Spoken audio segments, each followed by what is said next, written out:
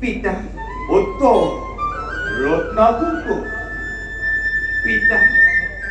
আপনাৰ পুত্ৰ কুটিৰত নাথাকে পুৱা যায়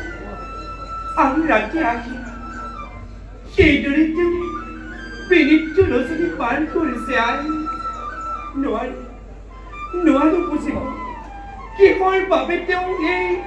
অন্তহীন ব্যস্ততাৰ কাৰণ কেতিয়াবা দেখো হজম নয়ন কম্পিত দুই উস্তে কিবা যেন ক'ব খুঁজে মোক হয়তো আছে তেওঁৰ করুণ কাহিনী অত্যন্ত বেদনার রেখা দেখা পাও তেওঁ নিত্য ললাত সেইভাবে বৃদ্ধ পিতৃ মাতৃক দেখা কৰিবলৈ তাৰ সময়ে নাথাকে নেউটি নিষ্ঠুৰ পিতা ৰক্তে কৰা একটি সন্তান বৃদ্ধ